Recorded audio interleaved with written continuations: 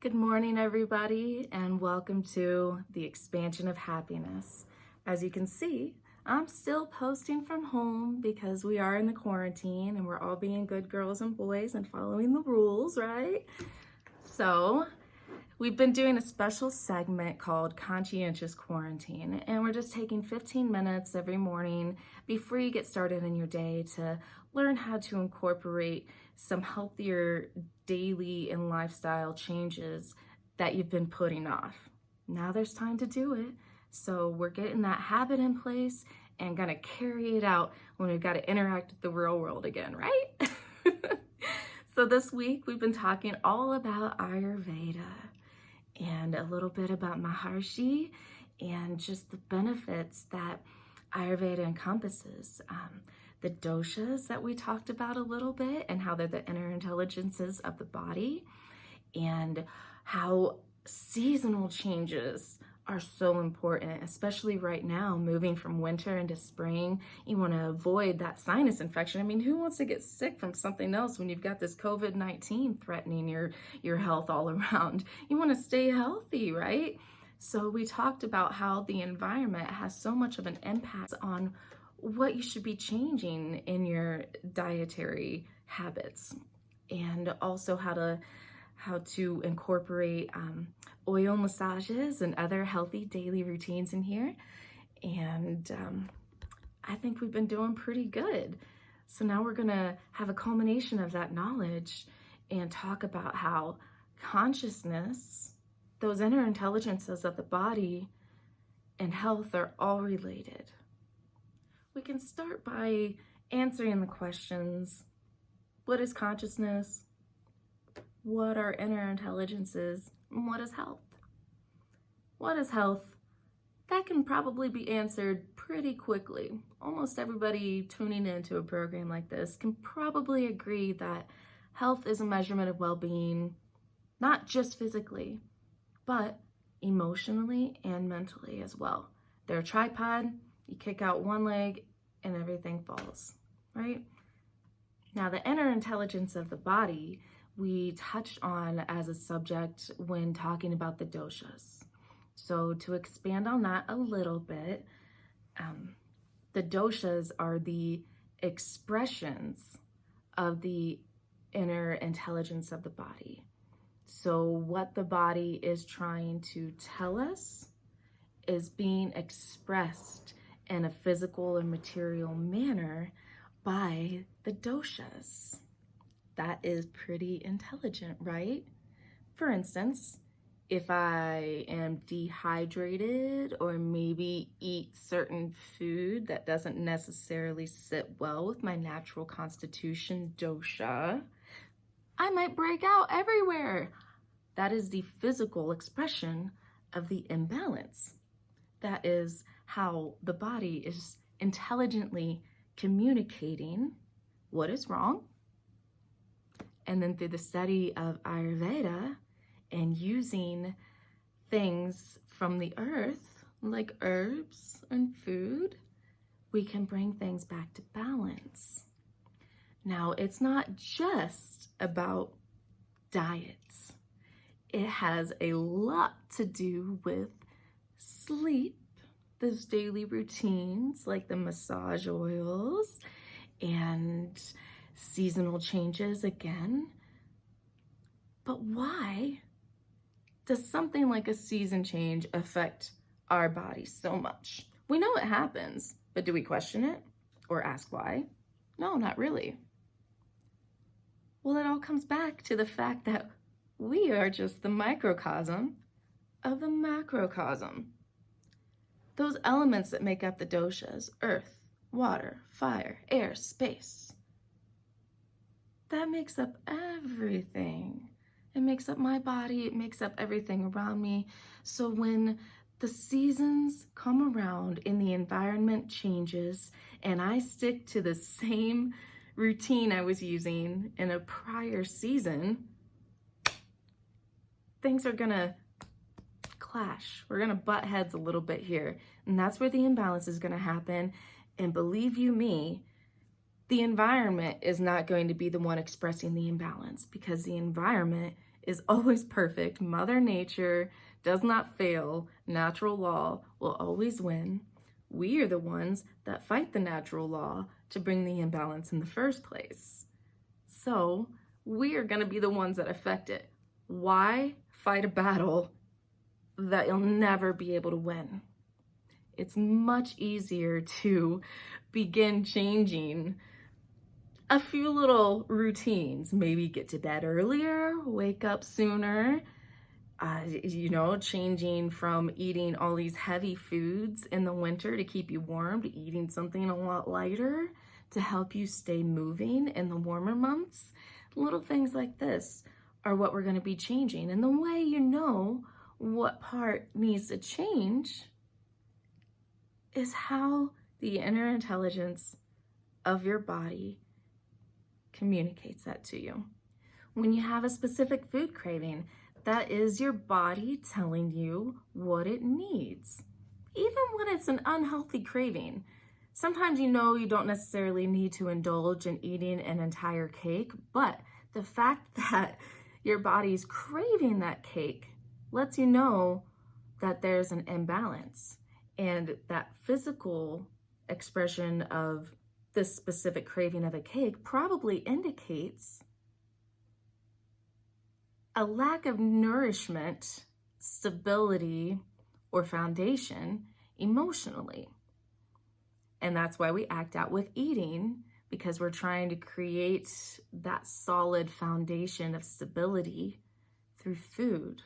And it usually ends up being unhealthy food, which starts another cycle of this and that. We all know how that one goes. The good news with all that is our body is naturally always trying to work towards balance and health. And we are the ones that consciously put it in imbalance by repressing the communication from those inner intelligences. So when I just know I need to sleep, the pressure from work and what society is telling me I need to do is drink caffeine, not sleep, and continue to get responsibilities done that are creating more imbalance within my own personal body. I think we got the point on the inner intelligences, at least as an introductory exploration. There is definitely a lot more that we can break down, but the topic of work and societal expectations has brought up the subject, the cause, the root of all disease. Bet you can guess what it is. It's not that hard. Stress.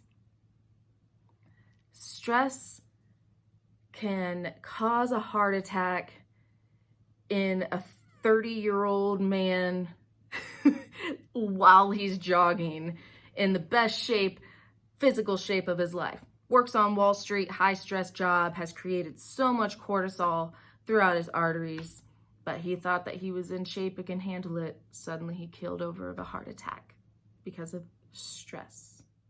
How can stress go on that long untreated? Such a chronic thing that we just say, hey, that's life. Everybody's stressed out. You're not adulting if you're not stressed or if you're not sleep deprived. That's just the norm in today's society. So there's a lot of stress relieving techniques out there we don't even have to go over, because the one that I want to talk about is meditation. And this is where the topic of consciousness comes in here. Consciousness is a controversial topic in a sense, in a lot of ways. If you think about somebody being conscious, a lot of times that relates to when they're awake, their awareness. Hey, you knock somebody out, they're unconscious, they wake up, they're conscious. They're up, they're walking around, interacting with things. That is being conscious, that is consciousness, according to a lot of definitions. In Maharishi's Vedic science, there are 7 states of consciousness. The waking state is just one state of consciousness. Everybody also experiences sleeping state of consciousness and dreaming state of consciousness. Those are no surprise. They're just different states of consciousness. Now, the one that is going to have such a massive impact on stress is the fourth state of consciousness. And you can reach that state of consciousness through a technique called transcendental meditation. So the transcendental state is the fourth state of consciousness. If you've been tuning in at all this week, then transcendental meditation is definitely not an entirely new term for you. TM is a hypometabolic state, meaning it provides deeper rest than sleep. But the thing about transcendental meditation is that while getting that deep rest, the brain is turning on more and more and more and becoming more coherent, meaning that it is functioning all together. How does this have an impact on stress? The brain is a very complicated topic, but there's a couple of things that we understand. There is a CEO of the brain that makes logical decisions, and there's an emotional center of the brain that doesn't generally make as logical of decisions. When you're stressed, the CEO of the brain shuts off and the emotional center takes over. When you're chronically stressed, it begins to take a permanent hold in those connections between the front and the back brain to where you begin to make the logical decisions become less and less and less. But with that brain coherence in the transcendental state of consciousness, those connections reappear. And if TM is done regularly, those connections will even remain permanently. Connecting all of this information means that accessing the transcendental state of consciousness means having a less stressful life. A less stressful life just means better health overall in all areas. Now, putting all the puzzle pieces together is pretty obvious here. If an emotional disturbance like stress gets in the way of brain connections and clogs arteries, obviously it can have an impact, or it is having an impact on those inner intelligences of the body and that communication that we rely on in order to come back to balance and perfect health. So accessing the transcendental state of consciousness can free up some stress, which clears up the communication abilities of the intelligences and allows us to have better health. We can approach it from other areas too. Sometimes working on the physical body and working with those inner intelligences is a way to inspire a connection with consciousness as well. It can come from all the different areas because they're all so connected. We're definitely going to have to do another episode on this because we've got a fifth, sixth, and seventh state of consciousness to talk about, and we are just out of time. I'm so happy that you came here today and allowed me to just ramble on. If you have any specific questions, please ask me. I know I can just get off topic and do exactly what I'm doing right now. So I look forward to sitting with you for tomorrow's session of Conscientious Quarantine. And you all have a blessed day. Jai Guru Dev.